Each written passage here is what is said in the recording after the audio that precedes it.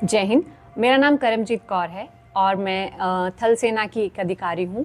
और मैंने फ़िलहाल में ही एक टीम है हमारी tri services team, selling team, जो कि एक सरकम नेविगेशन मिशन के लिए तैयार की जा रही है। मैं उसी का एक हिस्सा हूँ। और अभी फ़िलहाल में ही मैंने अपनी पूरी टीम के साथ मुंबई से सेशल और सेशल से मुंबई तक की यात्रा, जो कि लगभग 3600 नॉटिकल माइल, या जिसको अगर हम कह सकते हैं अप्रॉक्सीमेटली 6000 किलोमीटर की है, वो हमने एक छोटी सी बोट जो कि 56 फुट की है और जो सिर्फ हवा के सहारे चलती है, जिसमें इंजन का कोई काम नहीं है, बाकी कोई इलेक्ट्रिकल सप्लाईज नहीं है, पावर नहीं है। हम सिर्फ और सिर्फ हवा के सहारे चलते हैं। वो दूरी तय करके हम वापस मुंबई सक्सेसफुली पहुंचे थे 4 जून को। और मैंने और मेरे साथियों ने ये यात्रा पूरे बखूबी तरीके से निभाई है। ये यात्रा का मेन मकसद क्या है? ये यात्रा एक हमारे लिए तैयारी थी। हम एक बड़े मिशन की तैयारी कर रहे हैं, जो कि है दुनिया का सरकम नेविगेशन करना, पूरी दुनिया में यात्रा करना उसी बोट पे,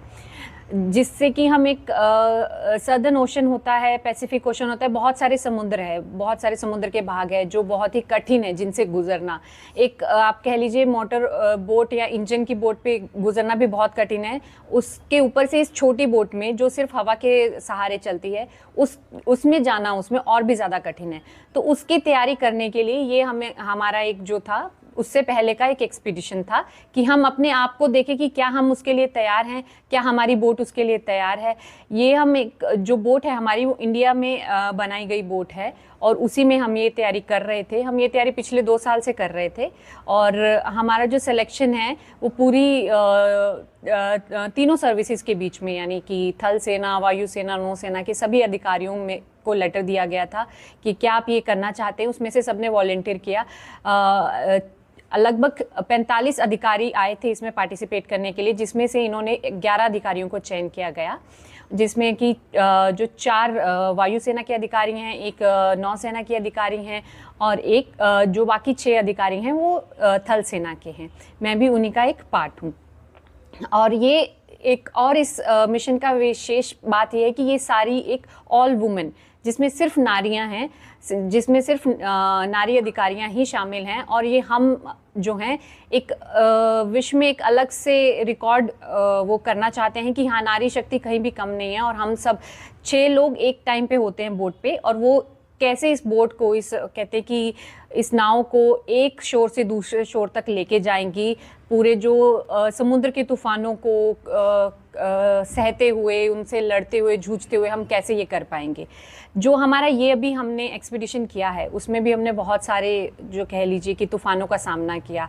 आपने अभी सुना होगा रिसेंटली, जब जून के स्टार्टिंग महीने में और मई के एंड में, कि जो हमारा वेस्टर्न कोस्ट है, यानी कि कर्नाटका, केरला, उसके आसपास बहुत बड़ा तूफान आ रहा था। जहां आपने ये भी सुना होगा कि कोच्चि में एक समुद्री जहाज जो है वो पलट गया था। बहुत ज़्यादा तेज हवाएं थी, बहुत ज़्यादा तेज लहरें थी। उनके बीच भी हम उन सबको काटते हुए, उन सब का सामना करते हुए वापस अपने देश मुंबई करके यहाँ पे पहुँचे। और इस दौरान हम सेशल्स गए थे। सेशल्स एक बहुत ही बढ़िया कंट्री है, दक्षिण अफ्रीका के अंडर आती है। जब हम वहाँ गए थे तो वहाँ पे हमारा स्वागत वहाँ के HCI, वहाँ के मिनिस्ट्री ऑफ एक्सटर्नल अफेयर्स, वहाँ के डिफेंस मिनिस्टर, इन सब ने मिलके हमारा वहाँ पे स्वागत किया था। हमें वहाँ पे उन्होंने सम्मानित भी किया। और फिर वहाँ से हमें रवाना करते हुए अपने देश का जो एक सम्मान स्वरूप जो उनका वो है, टर्टल है, वो हमें गिफ्ट किया। और उससे हमने वहाँ पे अपनी जर्नी वापस शुरू की। ये पूरी जर्नी जो थी हमारी, हमें उसको पूरा करने में 55 दिन लगे। तो ये हमारे लिए एक बहुत ही हम कह सकते हैं कि एक साहसनीय काम था कि हमने इस कार्य को पूरा किया। इकलौते उस समुद्र में जहाँ पे हमारे आसपास कुछ नहीं होता है, हम इतने दिनों तक देश दुनिया सबसे डिस्कनेक्टेड थे। हमारे पास कोई नेटवर्क नहीं था, कोई फ़ोन नहीं चल रहा था। हमारे पास एक सिर्फ सैटेलाइट फ़ोन होता था, जिससे हम अपनी लोकेशन बता पाते थे कि अब हम यहाँ पे हैं। अगर हमें कोई मुश्किल होती है, अगर हमें किसी की भी हेल्प मांगनी, तो उसे सैटेलाइट फ़ोन से मांगनी पड़ती है। बट भगवान की दया से हमने बहुत ही सक्सेसफुली जो हमने ट्रेनिंग में सीखा था उसको अप्लाई करके हमने पूरा किया और हम वापस यहाँ पे आए। तो आगे क्या प्लान, आगे कब तक जो पूरे वर्ल्ड की यात्रा आपके? ये हमारा जो प्लान है कि हम अभी इसी साल में हम शुरू करने वाले हैं। हमारा जो प्लान है कि हम 14 अगस्त से शुरू करेंगे। थोड़ा आगे पीछे हो जाता है क्योंकि हमारा जो भी है ये सारा वेदर के ऊपर डिपेंड करता है, मौसम कैसा है। अगर मौसम हमारा थोड़ा सा भी साथ देगा तो हम निकल जाएंगे। और हम भारत से निकलेंगे, मुंबई से निकलेंगे, और हमारा फर्स्ट पोर्ट ऑफ कॉल होगा ऑस्ट्रेलिया। हम ऑस्ट्रेलिया पहुंचेंगे, ऑस्ट्रेलिया से हम निकल के न्यूजीलैंड, न्यूजीलैंड से हम पहुंचेंगे साउथ अमेरिका, साउथ अमेरिका से हम साउथ अफ्रीका आएंगे और फिर वापस मुंबई। तो जो हमारा ये सर्कम नेविगेशन है, इसका मकसद है कि हम पूरी दुनिया को दिखा सके कि हम हर तूफानों से जूझ के, भारत की जो महिलाएं हैं वो इतनी स्ट्रांग हैं कि वो हर चीज़ का सामना किसी भी समय में कर सकती हैं। और इसको पूरा करने में हमें कम से कम 8 से 9 महीने लगेंगे, क्योंकि हमें हवा के डायरेक्शन में जाना है। हवा हमारे अपोजिट भी हो सकती है, हवा हमारा साथ भी दे सकती है, लेकिन कम से कम हमें 8 से 9 महीने लगेंगे इसको पूरा करते हुए। आपने कहा आप महिला हैं, तो जो दूसरी महिलाएं हैं उनको क्या संदेश देगी जो आम महिलाएं हैं? जी, मैं तो सिर्फ इतना कहना चाहूँगी कि हम नॉट इवन महिलाएं, जो भी यंग बच्चे हैं, कि हमें हमेशा लगता है कि हमें अपॉर्चुनिटी नहीं मिली, मैं ये नहीं कर सकता, मैं वो नहीं कर सकता। ऐसा कुछ नहीं है। मैं एक बहुत ही नॉर्मल बैकग्राउंड से निकली हूँ। मेरी फैमिली में मैं सबसे बड़ी हूँ, और कह लीजिए कि हमारी फैमिलीज़ में इतना होता नहीं है कि आप बेटी को पढ़ाओ, कोई भी टीचर वीचर का कोई भी जॉब दिलवाओ और फिर शादी करा दो। बट नहीं, मेरी फैमिली ने मेरा इतना साथ दिया कि उन्होंने मुझे आर्मी में जाने दिया। आर्मी में जाके भी मैंने बहुत सारी अपॉर्चुनिटीज़ ट्राई किया।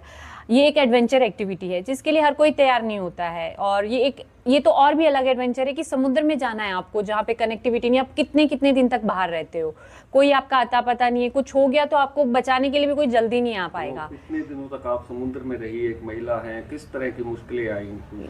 ऐसी मुश्किलें हमें सिर्फ सबसे ज़्यादा तो हमें जो वेदर से लड़ने की मुश्किलें आई थी कि भाई हम कैसे, एकदम से तूफान आ रहा है, उस तूफान में हमें अपने बोट को कैसे मैनेज करना है, वो सबसे बड़ी चुनौती थी। बाकी सब चुनौतियों के लिए हम थोड़ा प्रिपेयर्ड हैं, इसके लिए भी प्रिपेयर्ड थे कि हमें क्या करना है, कैसी हमारी सेल होती है जो हवा को पकड़ती है और हमारी बोट को आगे बढ़ाती है, उसको कम करना है, कब ज़्यादा करना है, कैसे उसको डायरेक्शन देनी है, बोट को कैसे संभालना है।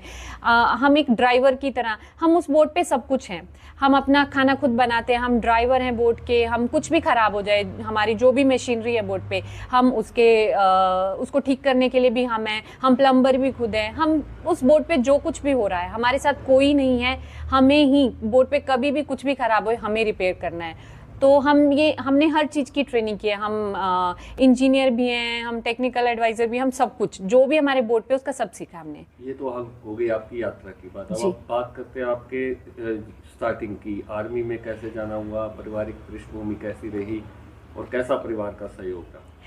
मैंने स्कूलिंग जो है वो यहीं सिरसा से की है, KV number 2 Sirsa and then KV number 1 Sirsa से।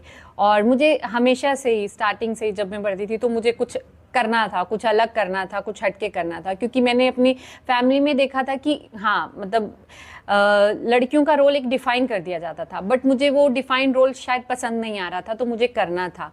उसी चलते हुए मैंने हर तरफ एग्ज़ाम्स दिए, इसका भी एग्ज़ाम दिया, मैंने नर्सिंग का एग्ज़ाम दिया था, उसमें मैंने क्लियर किया। और क्लियर करके मेरा जब कॉलिंग लेटर आया कि हाँ मैं ज्वाइन कर सकती हूँ, वो +2 के डायरेक्टली आया था, मैंने कोई कॉलेज नहीं किया। मेरा कॉलेज जो हुआ है वो आर्मी के अंडर ही हुआ है। तब फैमिली में हाँ थोड़ा बहुत एक सोचने का माहौल होता है कि बेटी को इतनी दूर भेजना है, फ़ौज में भेजना है, कैसा रहेगा। लेकिन हाँ, मेरे पेरेंट्स ने मेरा बहुत साथ दिया, उन्होंने मुझे जाने दिया। और मैंने 2011 में फ़ौज में एंट्री मार लिया था एज अ कैडेट थी मैं, और 4 साल की मेरी पढ़ाई थी जो फ़ौज ने ही कराई। उसके बाद मैंने ज्वाइन किया फ़ौज में, मैं कमीशन हुई 2015 में। 2015 में मेरी कमिश्निंग सेरेमनी हुई, जिसमें मुझे लेफ्टिनेंट का ओहदा मिला, और मेरे पेरेंट्स भी उसमें आए थे। तो उस दिन मुझे लगता है कि हाँ, मेरे पेरेंट्स को बहुत प्राउड फील हुआ होगा कि जो भी उन्होंने डिसीजन लिया, जो भी उन्होंने मेरे लिए किया, आज वो मेरे को उस यूनिफॉर्म में देख के, वो मेरे कंधों पे वो तारे देख के वो बहुत खुश हुए होंगे। लेकिन उससे भी ज़्यादा मुझे लगता है कि उससे अलग हट के जो अभी मैंने किया है, उससे वो और फ़ख्र महसूस कर रहे होंगे कि हाँ, हमारी बेटी ने कुछ अलग किया है जो दूसरे लोगों को प्रेरणा का स्रोत बन सकता है कि हाँ, हम भी ऐसा कुछ कर सकते हैं।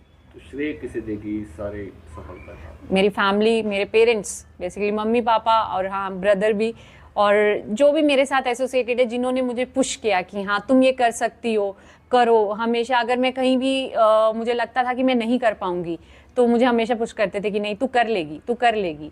क्योंकि आप ये नहीं कह सकते कि आपको डर नहीं लगता, कोई भी नया काम करने से पहले आपको डर लगता है। ये हमारे लिए बहुत ही चैलेंजिंग था। आपके फिजिकल टेस्ट होते थे हमारे वहाँ पे, देन आप समुद्र में पानी में सिर्फ 6 लोगों के साथ रह रहे हो, तो वो आप कहते हो कि आपके घर के 4 लोगों में आपकी लड़ाई हो जाती है, वहाँ पे आपको इतने दिनों में एक दूसरे के साथ कैसे मिलजुल के रहना है। तो ऐसी बहुत सारी टाइम आता है जब आपको लगता है कि आप छोड़ दो, बट नहीं, उस टाइम पे मेरी फैमिली ने मेरा इतना साथ दिया कि नहीं तुम करते रहो, हम तुम्हारे साथ हैं। तो वो वाला जो पार्ट था मेरी लाइफ में, वो बहुत ही ज़्यादा अमेजिंग था कि हाँ। मैं करमजीत की मम्मा हूँ। मैनू मेरी बेटी ते बहुत गर्व है। मालिक घर घर ਇਹੋ ਜਿਹੀਆਂ ਬੇਟੀਆਂ ਸਭ ਨੂੰ ਦੇਵੇ। बहुत प्राउड है, माण है सानू साडी बेटी ते कि बेटी के पीछे असी बहुत उच्चे पत्ते गए हैं। सिरसा का नाम रोशन किया है मेरी बेटी ने, हरियाणा का नाम रोशन किया है। क्या कहेंगे, कितनी खुशी है? बहुत खुशी है हमारे को, बहुत खुशी है। हमने सोचा भी नहीं था कि हम यहाँ पहुँचेंगे, जहाँ पर मेरी बेटी ने पहुँचाया है हमारा। भगवान चाहे घर घर सभी को ऐसी बेटियाँ दे, पढ़ लिख कर महान बने। ਮੇਰੀ ਬਿਟੀਆ ਕਰਮਜੀਤ ਰੰਧਾਵਾ ਆਰਮੀ ਦੇ ਵਿੱਚ ਜੌਬ ਕਰ ਰਹੀ ਹੈ ਬਤੌਰ ਮੇਜਰ। 2015 ਚ ਕਮਿਸ਼ਨਿੰਗ ਹੋਈ ਸੀ ਉਹਦੀ, ਔਰ ਐਜ਼ ਏ ਲੈਫਟੀਨੈਂਟ ਉਸ ਤੋਂ ਬਾਅਦ ਪ੍ਰਮੋਸ਼ਨ ਤੋਂ ਬਾਅਦ ਐਜ਼ ਏ ਮੇਜਰ ਜੌਬ ਕਰ ਰਹੀ ਸੀ। ਔਰ ਇੰਡੀਅਨ ਆਰਮੀ ਵੱਲੋਂ ਜਿਹੜੀ ਉਹਨਾਂ ਨੂੰ ਟਾਰਗੇਟ ਦਿੱਤਾ ਗਿਆ ਸੀ ਉਹਨਾਂ ਨੇ ਅਚੀਵ ਕੀਤਾ ਹੈ। ਇਹ ਇੰਡੀਆ ਤੋਂ ਲੈ ਕੇ ਸੈਲਸੀਅਸ ਕੰਟਰੀ ਤੱਕ ਉਹਨਾਂ ਨੇ ਕਰਿਊ ਜਹਾਜ਼ ਨਾਮ ਦਾ ਇੱਕ ਨਾਵ ਤਿਆਰ ਕਰੀ ਸੀ। ਉਹ ਉਹਨਾਂ ਬੱਚੀਆਂ ਨੇ ਬੜੀ ਬਾਖੂਬੀ ਨਾਲ ਦਿਨ ਰਾਤ ਮਿਹਨਤ ਕਰਕੇ ਉਹ ਟਾਰਗੇਟ ਅਚੀਵ ਕੀਤਾ ਹੈ। ਉਸ ਦੇਸ਼ ਦੇ ਵਿੱਚ ਜਦੋਂ ਇਹ ਪਹੁੰਚੀਆਂ ਨੇ 27 ਦਿਨਾਂ ਬਾਅਦ, ਤੇ ਉੱਥੋਂ ਦੇ ਪ੍ਰਧਾਨ ਮੰਤਰੀ ਜੀ, ਇੰਡੀਆ ਦੇ ਰੱਖਿਆ ਮੰਤਰੀ ਜੀ, ਜਿੰਨੇ ਵੀ ਅਧਿਕਾਰੀ ਸਨ ਉਹਨਾਂ ਨੇ ਇਹਨਾਂ ਦਾ ਸਵਾਗਤ ਕੀਤਾ ਹੈ। ਉਸ ਤੋਂ ਬਾਅਦ 25 ਦਿਨਾਂ ਦੇ ਵਿੱਚ ਇਹ ਵਾਪਸ ਆਈਆਂ ਨੇ। 11 ਬੇਟੀਆਂ ਸੀ ਜਿਹੜੀਆਂ, ਜਿਨ੍ਹਾਂ ਦੇ ਵਿੱਚੋਂ ਆਰਮੀ ਦੇ ਵਿੱਚੋਂ ਕਰਮਜੀਤ ਰੰਧਾਵਾ ਮੇਜਰ ਦੇ ਤੌਰ ਤੇ ਆਪਣੇ ਕਮਾਂਡ ਕੀਤੀ ਇਹਨਾਂ ਨੇ, ਤੇ ਇਹਨਾਂ ਨੇ ਦੇਸ਼ ਦਾ ਨਾਮ ਉੱਚਾ ਕੀਤਾ ਹੈ। ਦੇਸ਼ ਦਾ, ਆਰਮੀ ਦਾ ਨਾਮ ਉੱਚਾ ਕਰਦਿਆਂ ਹੋਇਆ ਸਾਰੇ ਵਰਲਡ ਦਾ ਰਿਕਾਰਡ ਬਣਾਇਆ ਇਹਨਾਂ ਨੇ। ਔਰ ਇਹਨਾਂ ਨੇ ਇਸ ਉਪਲਬਧੀ ਤੇ ਹਿੰਦੁਸਤਾਨ ਦੇ ਵਿੱਚ ਹਿੰਦੁਸਤਾਨ ਦਾ ਨਾਮ ਉੱਚਾ ਹੁੰਦਿਆਂ ਹੋਇਆ ਪੰਜਾਬ ਦਾ, ਹਰਿਆਣੇ ਦਾ, ਔਰ ਸਰਸਾ ਸਾਡਾ ਜਿਹੜਾ ਹੈ ਇੱਥੋਂ ਦੀ ਇਹ ਬੱਚੀ ਹੈ, ਕੰਗਣਪੁਰ ਪਿੰਡ ਹੈ ਸਾਡਾ, ਔਰ ਇਹਨੇ ਸਾਰੇ ਪਿੰਡ ਦਾ ਵੀ ਨਾਮ ਰੋਸ਼ਨ ਕੀਤਾ, ਸਰਸਾ ਦਾ ਨਾਮ ਰੋਸ਼ਨ ਕੀਤਾ ਹੈ। ਸਾਨੂੰ ਇਹਨਾਂ ਬੱਚੀਆਂ ਤੇ, ਬਿਟੀਆਂ ਤੇ ਬਹੁਤ ਪ੍ਰਾਊਡ ਹੈ, ਕਰਮਜੀਤ ਤੇ ਬਹੁਤ ਮਾਣ ਹੈ। ਔਰ ਇਹ ਹੋਰ ਉਪਲਬਧੀਆਂ ਪ੍ਰਾਪਤ ਕਰਨਗੇ, ਬੁਲੰਦੀਆਂ ਤੇ ਜਾਣਗੇ। ਇਹਨਾਂ ਨੇ ਦੇਸ਼ ਦੇ ਵਿੱਚ, ਵਰਲਡ ਦੇ ਵਿੱਚ ਆਪਣਾ ਨਾਮ ਰੋਸ਼ਨ ਕਰਕੇ ਇੰਡੀਅਨ ਆਰਮੀ ਦਾ ਨਾਮ ਬਹੁਤ ਉੱਚਾ ਕੀਤਾ ਹੈ। ਐਸਾ ਰਿਕਾਰਡ ਤਿਆਰ ਕੀਤਾ ਹੈ ਕਿ ਜਿਹੜਾ ਸਾਰੇ ਦੇਸ਼ਾਂ ਤੋਂ ਉੱਚਾ ਹੈ। ਸਾਨੂੰ ਬਹੁਤ ਮਾਣ ਹੈ ਇਹਨਾਂ ਬੱਚੀਆਂ ਤੇ, ਆਪਣੀ ਬੇਟੀ ਤੇ ਬਹੁਤ ਮਾਣ ਹੈ।